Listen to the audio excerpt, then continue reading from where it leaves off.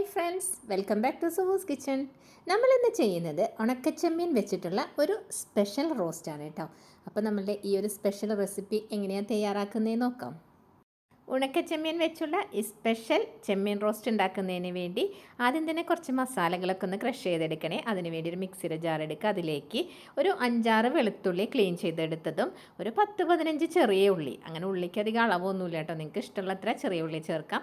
പിന്നെ ഒരു table spoon chilli ഫ്ലേക്സും കുറച്ച് വേപ്പിലയും കൂടെ ചേർത്ത് ഒന്ന് ഇതുപോലെ ക്രഷ് ചെയ്തെടുക്കാം കേട്ടോ. ശേഷം ഒരു പാൻ അടുപ്പിൽ വെച്ച് ചൂടാക്കുക. അത് ചൂടായി വരുമ്പോൾ അതിലേക്ക് വെളിച്ചെണ്ണ ഒഴിച്ച് കൊടുക്കുക കേട്ടോ.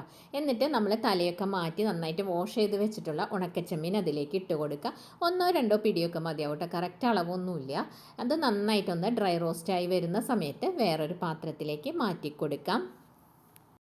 ആ സെയിം പാൻ തന്നെ അടുപ്പിലേക്ക് വെച്ച് വീണ്ടും കുറച്ചും കൂടെ വെളിച്ചെണ്ണ ഒഴിച്ച് കൊടുക്കുക. എണ്ണ ചൂടായി വരുമ്പോൾ അതിലേക്ക് കുറച്ച് തേങ്ങാക്കൊത്ത് ചേർത്ത് കൊടുക്കുക കേട്ടോ. അതൊന്ന് ഡ്രൈ ആയി വരുന്ന സമയത്ത് ഇതിലേക്ക് കുറച്ച് വേപ്പിലയും കൂടെ ചേർത്ത് നന്നായിട്ടൊന്ന് ഇളക്കി കൊടുക്കുക. വേപ്പിലയും കൂടെ ചേർത്ത് ആ തേങ്ങാക്കൊത്ത് ഒന്ന് ചെറുതായിട്ട് റെഡിഷ് കളറിലേക്ക് വന്നു തുടങ്ങുന്ന സമയത്ത് നമ്മൾ നേരത്തെ ക്രഷ് ചെയ്ത് മാറ്റി വെച്ച ചെറിയ ഉള്ളി അതുപോലെ ചില്ലി ഫ്ലേക്സിൻ്റെ ഒക്കെ മിക്സ് ഉണ്ടല്ലോ, അതും കൂടെ ഇതിലേക്ക് ഇട്ട് കൊടുക്കുക കേട്ടോ.